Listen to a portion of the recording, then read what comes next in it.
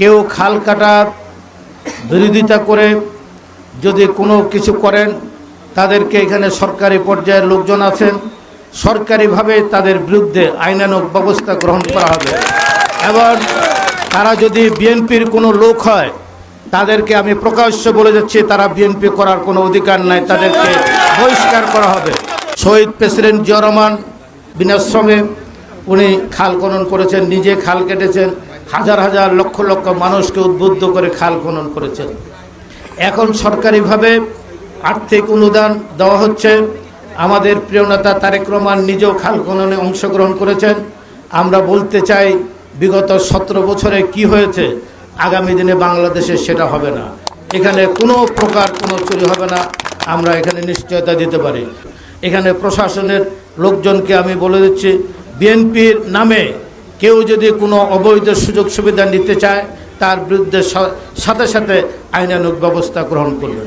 এই ছয়ানীতে মাদকের ব্যবসা চলে, এই ছয়ানীতে দখলদারিত্ব চলে, টেম্পো স্ট্যান্ড দখল, এবং এই ছয়ানীতে অন্য অন্য অসামাজিক কার্যকলাপ চলে। বিএনপির আমাদের প্রিয় নেতা তারেক রহমানের ঘোষণা, কোনো দখলদার, চাঁদাবাজ, মাদক এবং সন্ত্রাসী বিএনপি করার কোনো অধিকার নেই। একদম প্রকাশ্য ঘোষণা, তারা বিএনপি করতে পারবে না। আমি থানা উপজেলার সমস্ত কর্মকর্তাদের, আমাদের বিএনপির এবং উপজেলার কর্মকর্তাদের বলে দিচ্ছি, যে লিস্ট করে আপনাদেরও একটা গোপন সেল আছে, আপনার গোপন সেলের মাধ্যমে কারা দখলদার, কারা সন্ত্রাসী, কারা মাদক ব্যবসা করে আমাদের দলের হলো, তার আগে সবার আগে আমাদের দলের গুলোকে গ্রেপ্তার করবেন, তাদের শাস্তি দেবেন।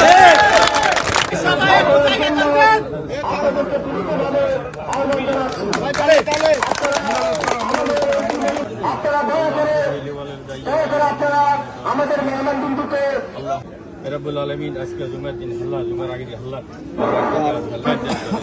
আমাদের আল্লাহ জন